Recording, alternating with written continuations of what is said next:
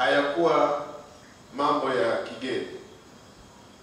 Haikuwa jambo jipya kuona Yesu anatumia vitu hivi kuelezea anachotaka kukielezea katika ulimwengu wa kiroho.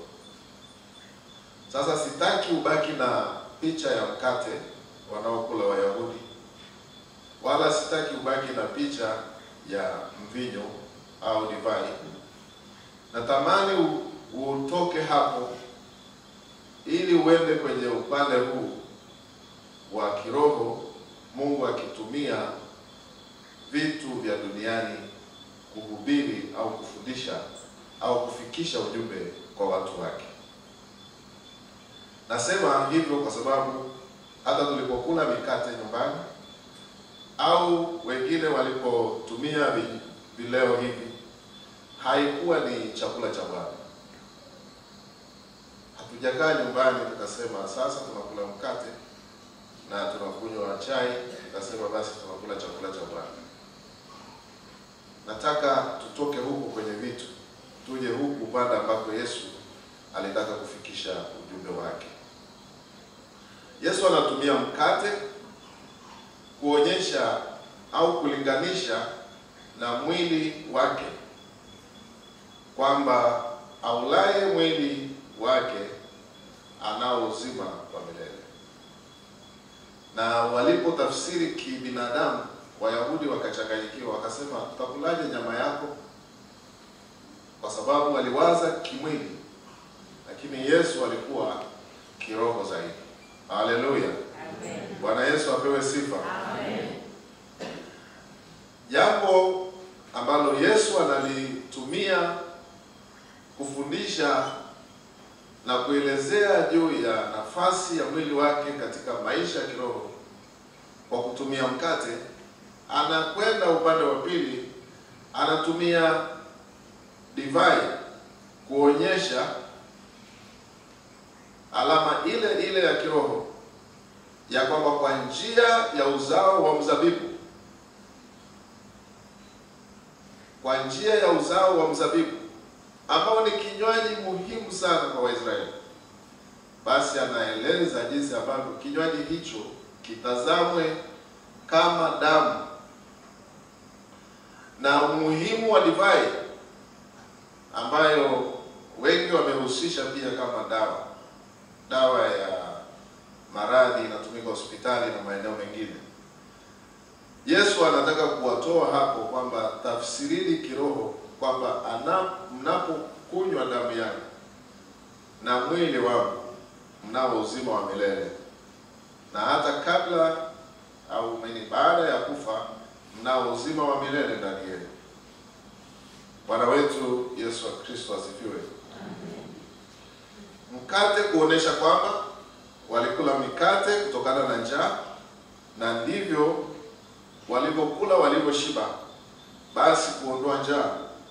Na hivyo Yesu kutumia mkate huo kufundisha kwamba aulaye mwili wake kama anavyokula mkate kushiba, basi anayeula mwili wake anashiba uzima wa milele. Na kama ambavyo wangeweza kuhusianisha kunywa divai na kuondoa maradhi katika miili yao, jambo muhimu kabisa, basi anawaambia hivyo hivyo mnapokunywa damu yangu nao uzima wa milele ndani yangu. Wapendwa, pamoja na hayo, kichwa cha leo kinatukumbusha agano jipya katika damu ya Yesu. Agano jipya katika damu ya Yesu. Agano jipya kwa sababu lilokuwepo limekuwa hukumu. Lilokuwepo halina tena nguvu, halina tena uwezo wa kufikisha ukombozi kwa mwanadamu.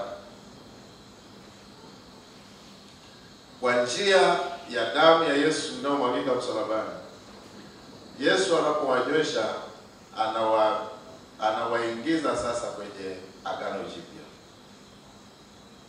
Anawatoa kwenye agano la zamani, anawaingiza kwenye agano jipya. Agano ambalo ni Yesu anayelisimamia na ndiye anayelihitimisha.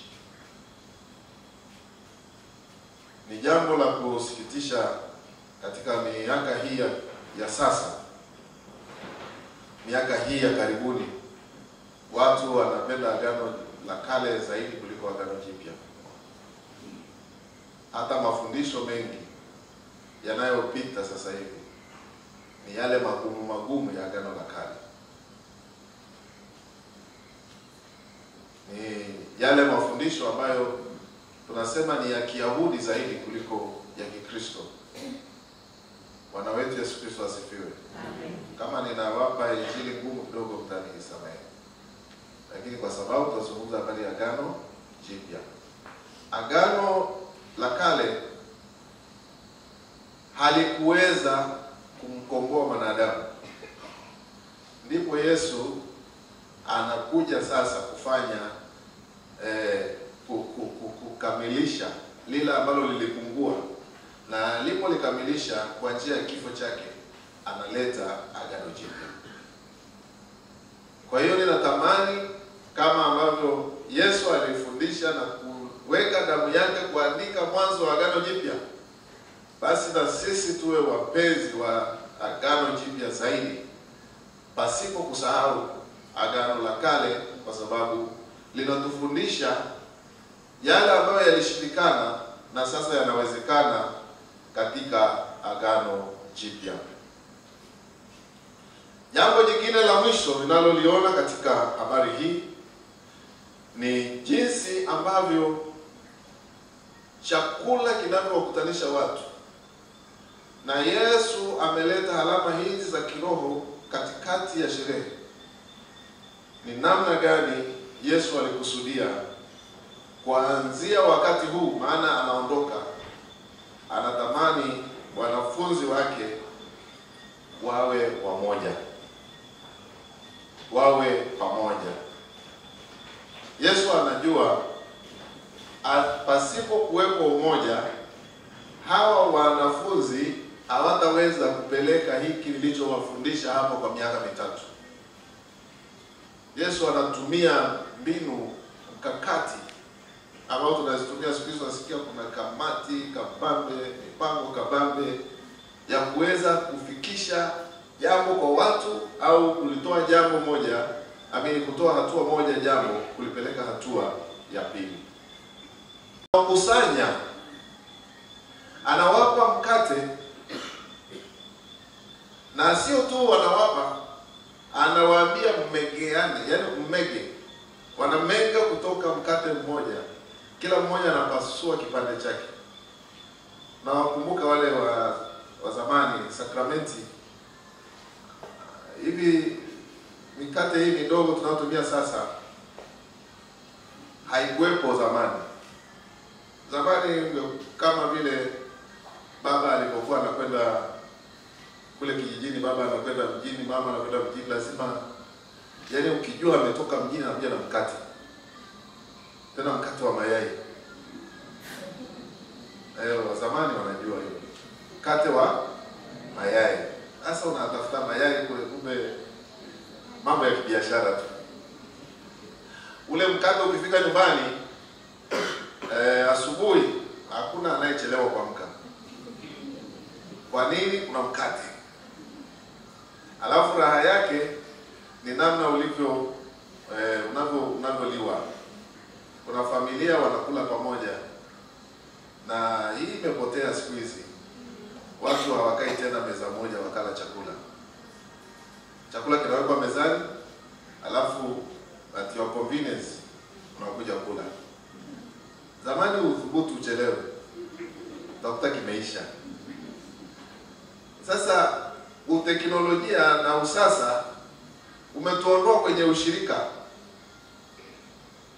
Na kimsingi Yesu anachozungumza hapa ni kuweka ushirika, sio usharika. Kuna tofauti ya usharika na ushirika. Ushirika ni zaidi ya usharika. Tunaelewana jamani? Familia zilikuwa na ushirika, sio usharika. Tunaweza tukakaa pamoja hapa, huu ndio usharika. lakini kuna ushirika. Tuna mambo tunayomegeana. Hiyo ndio tulikuwa tunaitoa kwenye kanisa la mwanzo. Ndio Yesu alio institute. Akaleta mkate, akawapa, akasema megeaneni. Unachukua kipande, unampa mwenzako. Mwenzako naye anakata kipande chake, anampa mwenzake. Inazunguka, wanafunzi wale 12 wanakula mkate ule mmoja, kuwaunganisha. Tafsiri yake ni kuwaunganisha pamoja.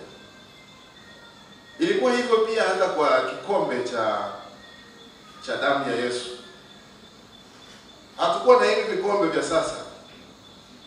Mambo mengi yametokea hapa mpaka tumefikia hapa. Lakini kikombe cha sakramenti kilikuwa kimoja.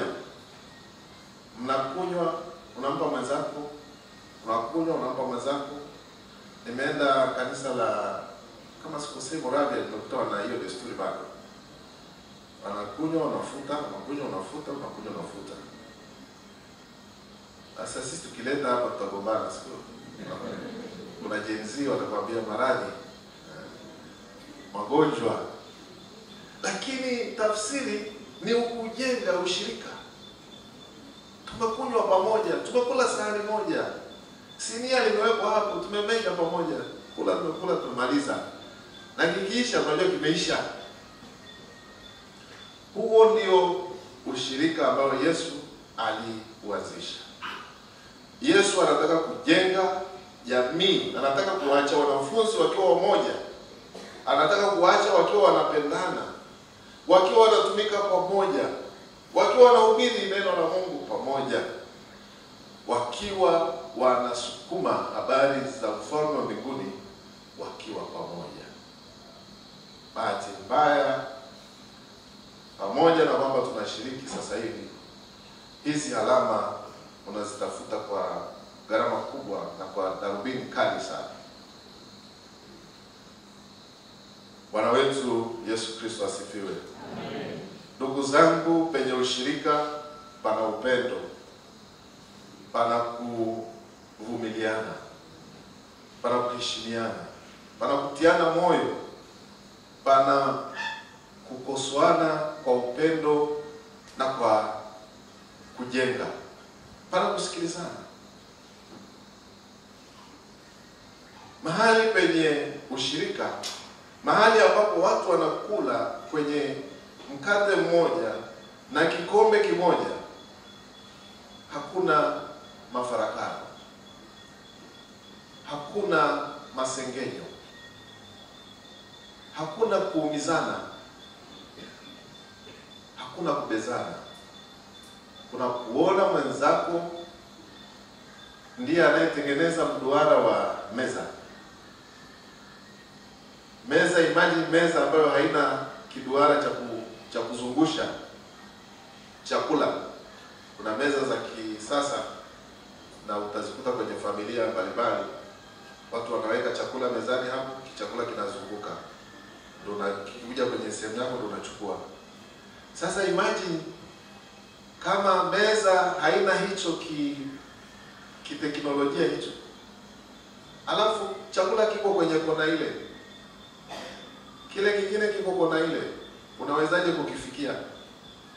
Walipokula pamoja, mzunguko uliwafikishia huduma kila mmoja kwa sababu wanahitajiana. Mungu atupe nafasi sisi wanamsakuzi kujua mahali penye ushirika, mahali ambapo watu wanakula na kunywa kwenye meza moja, pana amani, pana uvumilivu, pana kuombeana, pana kutiana moyo. Tie mwenzako moyo kwamba hakika bado tuna nafasi ya kujikagua na kujirekebisha. Tuna nafasi ya kutengeneza yaliyoharibika. Tuna nafasi ya kujikagua tena na kujua hili ni agano jipya. Ya kale yamepita, tazama yote yamekuwa mapya. Mungu anatukaribisha katika meza yake, tuje tushiriki mwili na damu yake. Yesu Kristo ameandaa katika jina la Baba na la Mwana na la Roho Mtakatifu.